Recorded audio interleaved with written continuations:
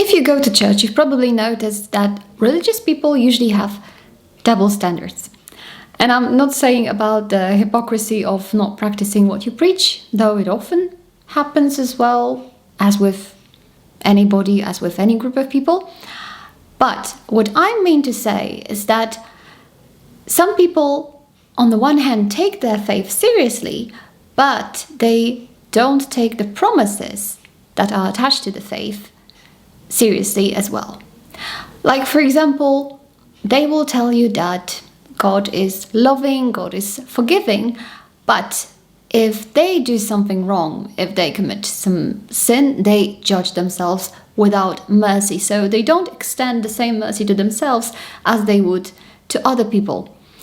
Or when they are in a difficult situation, they ask other people to pray for them. And there's nothing wrong with that, obviously. And it also gives you a sense of encouragement that other people are involved in your situation, so you feel better that you have company.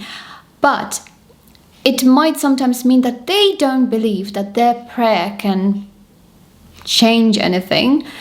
They think that only if this particular person prays, something will happen, because apparently this person has some special connection to the Lord, which they lack. Now, the problem is, such people can live like that, can lead such a spiritual life for many years and never change that, because they might think that if it doesn't change, that something wrong must be with them, and maybe it's not worth digging too deep because it can be even worse. For some reason, spirituality doesn't work in their life. Maybe it has to stay this way, and other people just have it better and they have to accept it. What is worse, some people think that this high criticism of themselves is a kind of a virtue. That is actually a sign of modesty, a sign of humility, if you don't find any good in yourself. But what if that means that it will prevent you from finding God Himself? This week we are meditating Mark 6 verses 1 to 6. Jesus left there and went to his hometown, accompanied by his disciples. When the Sabbath came, he began to teach in the synagogue, and many who heard him were amazed. "Where did this man get these things?" they asked. "What's this wisdom that has been given to him? What are these remarkable miracles he is performing? Isn't this the carpenter? Isn't this Mary's son and the brother of James, Joseph, Judas, and Simon? Aren't his sisters here with us?" And they took offense at him. Jesus said to them, "A prophet is not without honor, except in his own town, among his relatives, and in his own home." He could not do any miracles there, except lay his hands on a few sick people and heal them. He was amazed at their lack of faith. In Poland, we have a saying that goes somewhere along the lines of, you praise what is foreign, you don't know what you own, you are not really aware of what you have. It often happens that external validation means to us way more than this internal feeling of something or somebody or ourselves being valuable. People in general have the tendency to project blame on other people, to refuse to see what's wrong, what's dark in themselves and see it in others.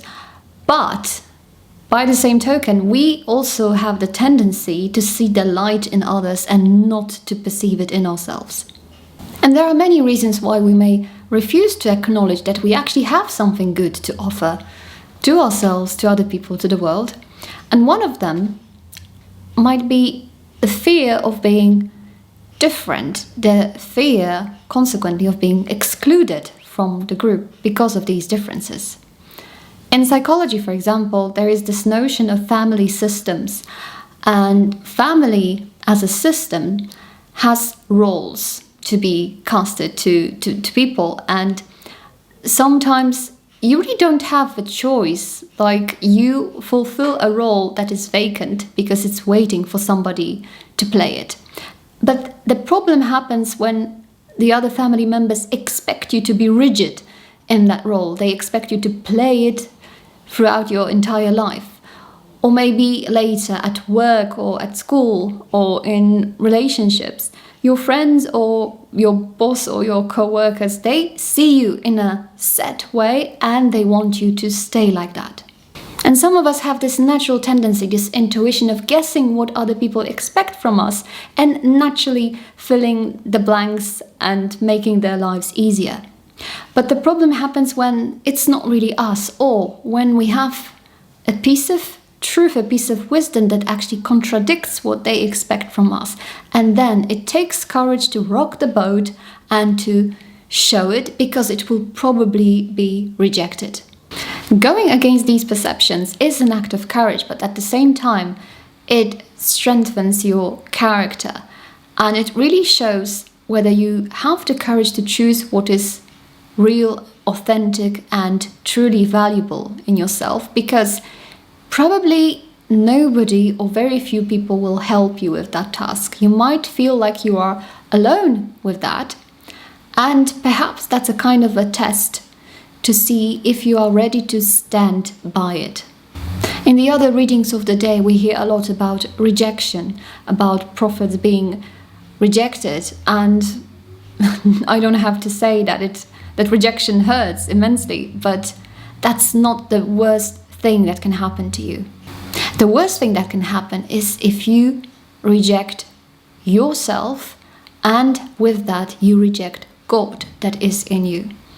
Because God doesn't live abroad. He doesn't live only in other people, only in other people's opinions, only in what other people think is best for you. He lives in you. So if you only do or say what you know other people will approve of, you may actually miss out on the most valuable messages for your life.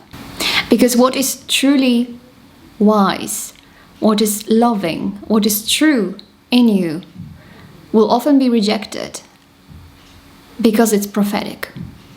And being a prophet doesn't mean being eccentric, esoteric, or weird. It means being true and wise and loving and letting that treasure that you have inside outside. It has nothing to do with magic, with esotericism, with feeling more special than anybody else, but it has a lot to do with trusting yourself, trusting that source of wisdom that you have in you and drawing from that whenever you feel it's calling you. It's trusting that you don't have to have 3 academic degrees in theology to say something spiritual that will change somebody else's life. It's trusting that miracles can happen out of something ordinary. Not only when you go to big retreats, to stadium prayers or whatnot, but your ordinary life can have extraordinary consequences for your immediate environment and even beyond. So if you have some doubts whether you should use your talents or not, if you hesitate to say something to somebody, even though you know it would be true and good and loving, then remember that if you reject yourself, you also reject God. And if you don't perform these little miracles that you are able to perform, nobody else will do your job. And you know what will happen then? Nothing. Just like in Jesus' hometown. So if you want something to happen, I'd like to invite you to meditate on the subject. I should say now, this Sunday, 10 p.m. Central European Time. But as you know, I've been recently been recording meditations for you because I'm unable to be here with you at 10 p.m. And unfortunately, I've deleted some pretty important files for Into the Deep. I already recovered them, but it will take me some time before I am able to do the meditation. So please forgive me. I will record this meditation for you on Monday. I hope I'll be able to do that. So sorry, but I'm not a technical person and it sometimes shows. So see you on Monday then, and then on Saturday, and then hopefully next Sunday. Bye bye.